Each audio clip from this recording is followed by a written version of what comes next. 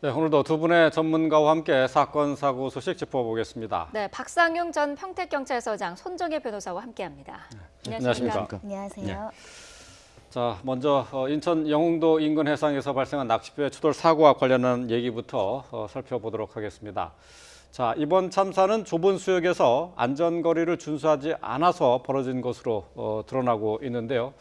먼저 관련 내용부터 좀 확인하고 돌아오겠습니다. 그런 부분도 업무상 과실 부분인데요. 조사를 좀 어떤 것들을 항해를 하면서 주의 의무를 게을리했는지. 낚시어선이 속도가 빠르니까 대부분 낚시어선이 대형선 앞을 지나가려 하죠. 그렇게 나란히 가다가 계속 가면 앞으로 지나가겠지 아마 이렇게 생각했을 것 같고. 예. 자, 해경의 공식 브리핑 내용 그리고 이제 전문가의 인터뷰 내용까지 함께 들었는데요. 주의 의무를 게을리했다 하는 부분이 있고 또 낚싯배 이 선박이 빠르게 앞으로 지나가려다가 사고를 난 게 아닌가 이렇게 추정해 볼 수도 있다라는 얘기도 함께 들었어요. 결국은 인재라는 얘기가 되겠죠. 저는 쌍방 그 선박의 주의 의무가 있다고 생각합니다. 왜냐하면은 이 사고 해역폭이 500m로 좁거든요. 예. 네. 그리고 급유선이 지금 큰 배입니다. 예. 낚싯배는 작은 배입니다. 예. 이 당시에 속도가 급유선은 12노트, 낚싯배는 10노트였다고 합니다. 급유선이 좀 빨랐죠. 예, 그럼 예. 어떻게 됐습니까? 서로 해역에서는 서로 피할 의무가 있습니다. 쌍방 회피 의무가 있습니다. 예, 예. 그런데 제가 볼 때는 이 낚싯배 선장도 그렇고 지금 실종됐지만은 지금 구속영장이 청구된 급유선 선장도 그렇고 예. 서로 이 배가 자연히 회피하겠지. 이렇게 생각한 것 같습니다. 예. 실질적으로는 둘 다 쌍방의 과실이라고 저는 생각합니다. 그 네. 사고 당시의 상황을 저희가 그래픽 화면으로 좀 정리를 해봤는데요. 좀 화면을 한번 좀 띄워봐 주시기 바랍니다. 예, 자 사고 해역의 폭은 한 500m 정도로 이렇게 지금 나와 있고요. 네. 낚싯배는 이 배의 폭이 3.7m고 급유선은 9.15m로 되어 있습니다. 자, 글쎄요, 이제 500m 해역의 폭에서 두 배가 나란히 갔는데 말이죠. 당시 속도는 급유선이 12노트 그리고 낚싯배는 10노트 정도였습니다. 그러니까 20km 내외로 달렸는데요. 자, 지상에서는 저 정도 속도가 그렇게 빠르지 않을 수도 있지만은 해상에서는 어떻게 느꼈을지 글쎄요, 좀 저게 이제 전문가들의 얘기를 빌리자면은 조금 좁은 해역에서는 좀 빠른 속도였다라고 이렇게 평가를 하고 있거든요. 한 그 중간 정도의 속도라는 거죠. 예. 예를 들면 저렇게 같은 방향으로 충돌 위험이 있는 지점에서는 저속으로 갔어야 됐다는 겁니다. 그래서 예. 지금 나오는 10노트, 12노트는 속도를 줄이지 않은 잘못이 있다라는 점이 인정될 수 있고요. 네. 우리 낚시관리법에 보면 낚싯배 같은 경우는 다른 배들이랑 같은 방향으로 움직일 때는 근접하거나 경쟁 운항을 하면 안 된다. 속도를 줄여야 된다. 이렇게 예. 규정이 되어 있거든요. 그러니까 낚싯배도 속도를 줄이고 충돌을 피할 수 있는 조치를 했어야 되는 것이고 그 뒤에 오던 큰 배 역시 충돌을 하지 않도록 적절한 안전 조치를 했어야 됨에도 불구하고 속도를 줄이지 않았다는 점 그리고 결국은 충돌했다는 점에서 말씀하신 것처럼 안전거리 미확보라든가 전방 주시 의무라든가 이런 것들은 위반된 게 아닌가라는 생각이 들고요. 네. 그리고 가실 여부를 굉장히 중요하게 봐야 되는 게 뭐냐면 해상 사고에서 해상 보험 문제가 발생을 합니다. 예. 가실이 7대 3이냐 6대 4냐 이거에 따라서 각각의 그 피해를 받은 그 사람들의 어떤 보상금이나 이런 것들도 달라질 수 있기 때문에 가실 여부를 정확하게 따지는 것도 사실은 조사하는 과정 중에 반드시 확인돼야 되는 부분입니다. 예. 네.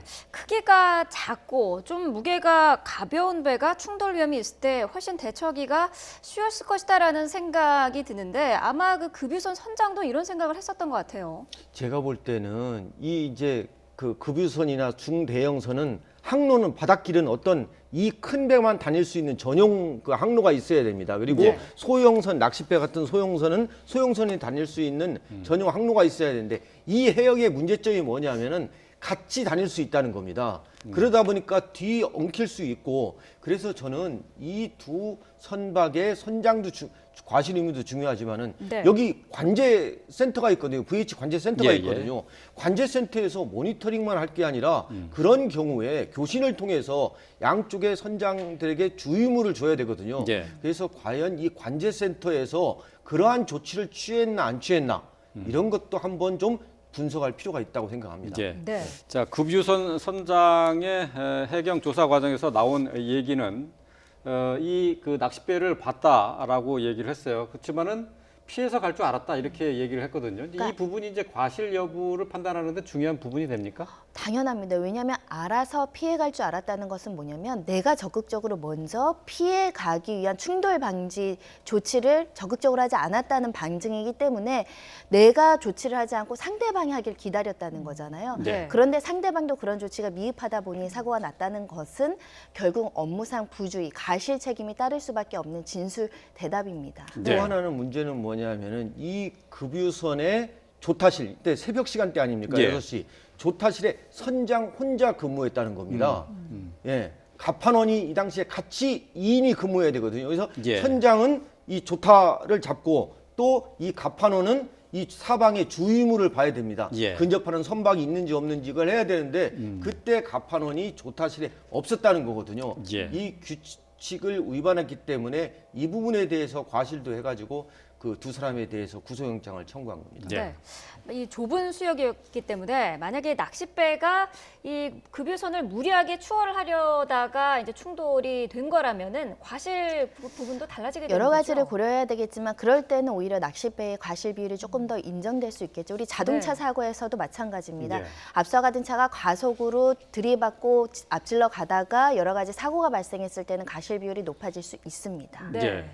예. 근데 이 좁은 수로를 그 운항하는 배들 같은 경우 이제 큰 배와 작은 배가 이제 함께 지나가게 될 때에 이 급유선 선장도 뭐 낚싯배가 피해 갈 것으로 생각을 했던 것처럼 보통 큰 배가 자기 길은 계속 가지만은 작은 낚싯배들은 피해 갈 것이다 이렇게 보통 생각하는 모양이죠.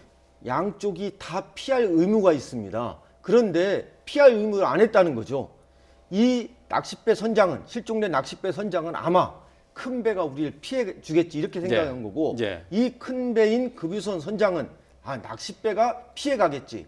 그러니까 쌍방 주의무가 있는 겁니다. 쌍방이 전부 다 과실 책임이 있습니다. 이 사건으로 사실은 여러 어선들이 선주들이 하는 얘기가 이게 예견된 사고였다. 큰 배들이 작은 배한테 좀 횡포를 부리기도 하고 우리 도로에서도 마찬가지입니다. 큰 차들이 작은 차 앞에서 진로 방해하면 빵빵거리고 피해라고 하잖아요. 예. 그게 또 작은 차 입장에서 위협으로 다가와서 옆으로 피하기도 하는데 사실 원칙적으로 보면 큰 차가 작은 차를 보호하고 그 진로를 터줄 의무가 그런 여러 가지 배려가 있어야 되는데 이번 사건에서도 큰 배가 작은 배한테 비킬 것을 기대하다가 발생한 사고가 아니지 않을까 이런 여러 가지 안전에 대한 가이드라인도 다시 마련돼야 되지 않을까라는 생각이 듭니다. 네.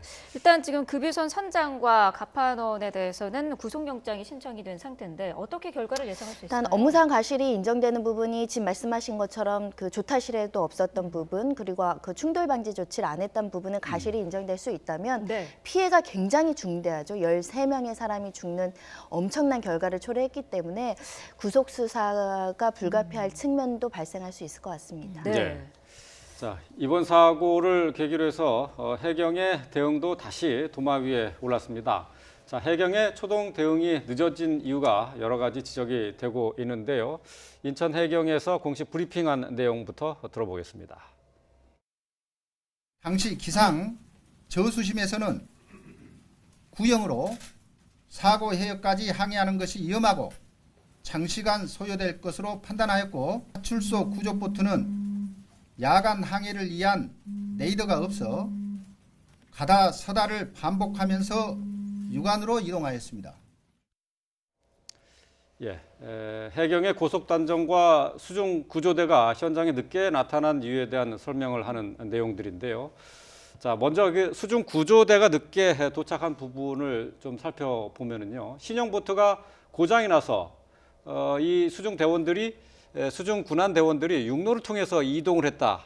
이렇게 얘기를 했어요. 근데 이 신형 보트가 지난달 24일부터 고장으로 발이 묶여 있었는데 그러니까 사고 나기 열흘 전부터 이미 수상 구조는 지금 힘든 상황이었다 이렇게 얘기밖에 안 되네요. 그러니까 레이저 추적 장치가 이게 새벽 시간대에 났기 때문에 예. 레이저 추적 장치가 부착된 신형 보트를 타고 출동을 해야 되는데 예. 이게 고장이 나다 보니까 어떻게 하겠습니까? 육로로 영도까지 간 겁니다.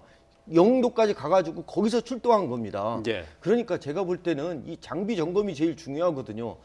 그런데 이거를 소홀히 한 것 같습니다. 근데 이 장비 점검 아마 규정에 따라 했을 거예요. 근데 형식적으로 하지 않았나. 또 예산이 없어서 그렇다. 이런 또 핑계가 되지 않았을까. 저는 그런 생각을 해봅니다. 예. 네, 해경 파출소의 구조 보트도 상당히 늦게 도착을 했습니다. 출동 지시를 받은 지 36분 만에 이제 현장에 도착을 했는데 선착장에 그 보트가 민간 어선들과 묶여 있었다고 하고요. 그리고 레이더도 없었기 때문에 육안으로 그 캄캄한 상황에서 육안으로 보면서 가다서다를 반복했다고 해요. 그래서 사실 저는 되게 안타까우게 예상되는 문제 아닙니까? 전용 계류장이 없었다는 거예요. 그래서 네. 민간 선박과 같이 묶일 수밖에 없고 묶여 있다 보니까 한 배가 출항하기 위해서 민간 어선을 내보야 되는데 그 시간이 13분이나 걸렸다는 겁니다. 13분 동안 사실은 우리 골든타임을 30분으로 보는데 그 13분을 거기서 허비할 수 있었는지에 대한 부분, 그러니까 이거 예방할 수 있음에도 불구하고 그걸 하지 못했다는 부분이고 네. 이 파출소 구조부터는 야간 레이더가 없다는 겁니다. 근데 현장에 즉각 출동하기 위해서는 야간에 이런 사고가 발생하면 그 야간 레이더가 없으면 파출소 보트가 제대로 못 나가는 것 거의 예상 가능한 상황인데도 지금까지 이것을 방지했다는 것이 문제인 것 같고 네. 해경 입장에선 예산 요청을 했는데 받아주지 않았다라는 부분인데 예산 요청을 했는데 왜 이거에 대한 예산을 배정을 안 하는지 이 부분에 대한 관련된 그 조사도 필요하지 않을까라는 생각이 드는데요. 네. 결국은 1분 1초가 굉장히 시급하고 사람의 생명을 구하는 데 있어서 예산 문제 때문에 이런 조치를 못해서 골든타임을 놓쳤다는 부분 시급하게 해결돼야 되지 않을까 생각이 듭니다. 예. 이 네. 지역이 사고 위험 지역이었으면 네. 이 네. 지역과 가까운 곳에 장비라든가 인력을 배치해야 되는데 계류장도 신설해주고요. 이게 예. 좀 안 된 게 안타깝습니다. 예. 네. 자, 해경이 해체된 지 2년 8개월 만에 부활을 했는데요. 세월호 사고 때 교훈이 글쎄요, 아직 완전히 그 교훈을 새롭게 받아들이지 못한 것 같습니다. 네.